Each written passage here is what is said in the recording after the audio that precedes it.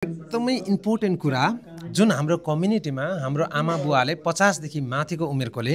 भोग्दै आउनुभएको कुराहरू म तपाईँलाई अलिकति सरकै भनिदिनु। अनि यो प्रोग्राम भलाकुसारी बिसिएचले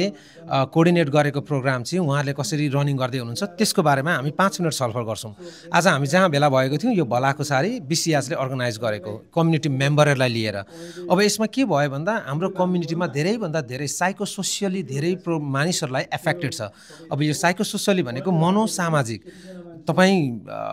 बुझ्नुहुन्छ नि, तपाईँले कहिलेकाहीँ आफ्नो बिहेभियरहरू एबनर्मल हाम्रो बिहेभियरहरू परिवर्तन भएको हाम्रो सोसाइटीसँग नमिलेको सम्भवतः सोसाइटीले तपाईँलाई एडप्ट गर्न नसकेको कुराहरू यो हरेक कुराहरूको समस्या एक प्रकारको साइकोसोसल प्रब्लम हो। यो बिस्तारै बिस्तारै बिग्रिँदै गयो भने यसले एन्जाइटी स्ट्रेस डिप्रेस हुँदै हुँदै आत्महत्यासम्म गराउँछ। त्यो कुरालाई रोकथाम गर्नको निम्ति बिसिएचले उहाँहरूसँग कोअर्डिनेट गरेर यो प्रोग्राम अहिले भर्खरै 2025 देखि सुरु गरेर 2023 वर्षसम्म रहनुहुन्छ। यसमा सबैजना हाम्रो नेपाली कम्युनिटीमा ओभर 50 देखि उहाँहरू पार्टिसिपेट हुनुहुन्छ। पूजा बहिनी यसको बारेमा अलिकति सरले भनिदेऊ त हाम्रो कम्युनिटीलाई के हो र कसरी गर्ने र किन गर्ने। पक्कै पनि नमस्ते। पहिलो कुरा नमस्ते, मेरो नाम पूजा थापा हो। म चाहिँ अहिले प्रोजेक्ट भलाकुसारीको प्रोजेक्ट म्यानेजरको रूपमा काम गर्दैछु। प्रोजेक्ट भलाकुसारी चाहिँ तपाईँले भन्नुभएको जस्तै लिहा युनिभर्सिटी अनि त्यसै गरी भुटनिज कम्युनिटी इन ह्यारिसबर्ग बिसिएचले मिलिमत्तोमा चाहिँ लिएर आएको एउटा रिसर्च कोलाबोरेटिभ हो होइन। त्यसमा अघि उहाँले भन्नुभएको जस्तै यो रिसर्च चाहिँ के हो भन्दाखेरि 50 वर्ष नाग्नुभएको व्यक्ति जसले चाहिँ भुटानमा नेपालमा अनि अमेरिकामा बस्नु भएको छ अनि 3 थरीको जीवन अनुभव गर्नुभएको छ। हजुर, उहाँहरूको चाहिँ हामीले यस्तो डिप अनुभव छ कि उहाँहरूको हामी बुझ्न खोज्दैछौँ त्यो अनुभवले उहाँहरूको मनोसामाजिक सुस्वास्थ्यलाई कसरी असर परेको छ भनेर। अब त्यसमा चाहिँ अब एउटा क्ल्यारिफिकेसन चाहिँ मैले के दिएँ भने प्रब्लमलाई मात्र समात्न खोजेको चाहिँ होइन हामीले, किनकि कतिजनाले त राम्रो पनि गर्नुभएको छ नि त, यहाँ आएर राम्ररी जीवन बिताइरहनु भएको छ। कसैलाई अलिकति स्ट्रगल भयो होला, कसैलाई धेरै स्ट्रगल भयो होला। हामीले चाहिँ भरसक सबै खाले अनुभव चाहिँ बटुल्न खोज्दैछौँ, किनकि राम्रो गर्नुभयो मान्छेले चाहिँ कसरी राम्रो गर्नुभएको रहेछ त, किन गर्नुभएको रहेछ एक्ज्याक्टली। हजुर, अनि दुःख परेको मान्छेलाई चाहिँ किन दुःख परेको रहेछ भनेर बुझ्न खोज्दैछौँ। त्यो रिसर्चले अन्तिममा गएर एउटा न एउटा प्रब्लमको टुङ्गो लाउँछ अनि उहाँहरूलाई त्यो भोलि गएर त्यो प्रब्लमबाट त्यो समस्याबाट मुक्त हुनलाई सहायता गर्छ। हजुर, हामीले चाहिँ रेकमेन्डेसन्सहरू पनि यो 5 वर्षीय रिसर्च हो। त्यसमा चाहिँ अब हाम्रो पहिलो वर्ष सिद्धिसकेको छ। अब आउँदो वर्षको चाहिँ एउटा 3 वर्षको तपाईँले अघि भन्नुभएको छ 3 वर्षको क्वान्टिटेटिभ रिसर्च भनेर सुरु गर्दैछौँ। अनि 5 वर्षको अन्त्यमा चाहिँ हाम्रो के उद्देश्य छ भने चाहिँ तपाईँले भन्नुभएको जस्तै हामीले मान्छेहरूले जीवन बिताउँदाखेरि कसलाई राम्रो भएको छ किन भएको छ, कसलाई नराम्रो भएको छ किन भएको छ बुझेर रेकमेन्डेसन्सहरू हुन्छ, सल्लाह सुझावहरू दिने। यो कम्युनिटीमा चाहिँ यस्तो यस्तो कार्यक्रम आउनुपर्ने रहेछ, यसको आवश्यकता रहेछ, यतातिर चाहिँ फोकस गरौँ है भनेर हामीले चाहिँ यसरी पिन पोइन्ट गर्न सक्छौँ कि त्यसरी चाहिँ समग्रमा भोलि गएर यो प्रोग्रामले हाम्रै कम्युनिटीमा राम्रो देखेँ मैले। किनभने जब यहाँ थाहा छ नि तिमीलाई, अहिलेसम्म जति पनि डिप्रेसन एन्जाइटी भएको मान्छेहरूको आइसोलेटेड ज्यादा हुन्छ। जब उनीहरूले कसैले आफ्नो थट्सहरूलाई आफ्नो आइडियाजहरूलाई सेयरिङ गर्न पाएन भने मान्छेलाई त्यो आइडिया र थटले बिस्तारै डोर्याउँदै लिएर जान्छ र एउटा सर्टन ठाउँमा लगेर आफूलाई दबाइदिन्छ। सो त्यो कारणले पनि हो यसको नाम भलाकुसारी राखिएको। हामीले एकले अर्कोलाई सेयर गर्ने, थटहरूको आइडियाहरूको सेयर गर्ने र आफूलाई हल्का गराउने यस्तो प्रोग्राम हाम्रो कम्युनिटीमा धेरै वर्षदेखि हुनुपर्ने थियो मलाई जहाँसम्म लाग्छ। किनभने तपाईँलाई थाहा छ कि छैन, नेपालमा पनि टिपिओ थियो, ट्रान्स कल्चरल साइकोसोसल अर्गनाइजेसन, अनि हामी सबै साथीहरूले त्यसमा भोगेको छौँ, काम गरेको छौँ। त्यो प्रोग्राम त्यहाँ पनि थियो भने यहाँ झनै प्रब्लम छ। किन भन्नुहुन्छ नि, because of the language barrier. यहाँ आएर के गर्ने, कसो गर्ने, कसरी अघि बढ्ने भनेर त्यो हरेक प्रब्लमहरूलाई एउटा समस्या यो समस्यालाई एउटा समाधान भनेकै नि साइकोसोसियल काउन्सिलिङ थियो। त्यो अहिले ढिलो आयो तर एकदमै राम्रो आएको छ। तपाईँहरू पनि 50 वर्षदेखि माथिको हुनुहुन्छ भने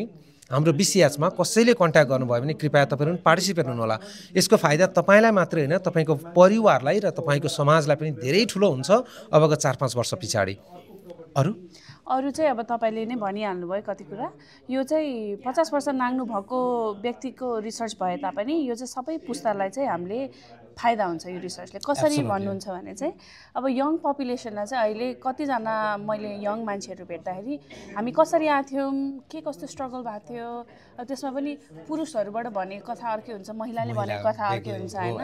हजुर सो हामीसँग सङ्गठित रूपमा चाहिँ त्यो छैन नि त रिसर्च अझै पनि छ थुप्रै सानोतिनो रिसर्चहरू तर यस्तो ठुलो स्केलको रिसर्च छैन तर यहीँको बेसमा चाहिँ छ क्या यहीँको अब हुन्छ नि जोनिङको बेसमा त्यसको छ तर हाम्रै कम्युनिटीलाई टार्गेट गरेर चाहिँ आएको थिएन एक्ज्याक्टली सो त्यसले चाहिँ अब यो फाइदा हुन्छ कि पछि आउने भावी पुस्ताहरूलाई पनि मेरो पुर्खा चाहिँ केबाट आउनुभएको रहेछ कसरी आउनुभएको रहेछ अनि उहाँहरू पुर्खाहरू यता आएपछि उहाँहरूको जिन्दगी कसरी परिवर्तन भएको रहेछ कसरी उहाँले आफूलाई सम्हाल्नु भएको रहेछ भनेर पढ्न पाउनुहुन्छ होइन भावी पुस्तालाई पनि त्यसरी मद्दत गर्नुभयो त्यसै गरी अहिलेको अघि मैले भनिहालेँ उहाँहरूलाई चाहिँ के कस्तो समस्या छ हामीले के कस्तो समाधान लिएर आउन सक्छौँ भनेर हामीले सल्लाह सुझाव दिन सक्छौँ एकदमै डिरेक्ट हुन्छ नि ए हजुर यो एउटा कम्युनिटी बेस प्रोग्राम भएको कारणले यसमा तपाईँहरूको पनि ठुलो हात हुन्छ तपाईँहरूले धेरै सहयोग गर्नुपर्ने हुन्छ अनि जति पनि हाम्रो कम्युनिटीमा लिडर्सहरू हुनुहुन्छ कम्युनिटीमा हाम्रो अलिकति अग्रज हुनुहुन्छ उहाँहरूसँग हामी रिच आउट गर्छौँ बिसिएसद्वारा रिच आउट हुन्छ यसमा तपाईँहरूको ठुलो हात हुन्छ कृपया हामी सबै मिलेर हाम्रै कम्युनिटीलाई अघि बढाउने हो केही हुन्छ भने हाम्रै कम्युनिटीभित्र हुन्छ केही गर्न सक्छौँ भने हामी हाम्रै कम्युनिटीभित्र गर्छौँ र यो आज जुन दिन आउँदैछ यसले तत्कालीन परिणाम नल्याए पनि कालान्तरमा गएर हाम्रो कम्युनिटीलाई हाम्रो समाजलाई हाम्रो आउने भावी पिँढीहरूलाई चाहिँ एकदमै धेरै ठुलो उन्नति हुन्छ त्यही भएर तपाईँको ठुलो सहयोग हामीलाई अहिले चाहिएको छ कृपया कसैले कल गर्नुभयो यो भालाकुसारीको बारेमा पनि कृपया तपाईँले जाने जति उत्तरहरू दिनुहोला अनि त्यसपछि उहाँ जतिजना हाम्रो काउन्सिलरहरू हुनुहुन्छ तपाईँको घरमा आएर तपाईँलाई तपाईँको जुन प्रब्लम छ त्यो प्रब्लमबाट तपाईँलाई कसरी माथि ल्याउन सकिन्छ भनेर उहाँहरूले सहायता गर्नुहुन्छ हस् पूजा बहिनी thank you so much for जाँदा जाँदै केही भन्नुहुन्छ पक्कै पनि thank you so much Krishnaji एउटा लास्ट क्लारिफिकेसन चाहिँ यो रिसर्चमा तपाईँले यदि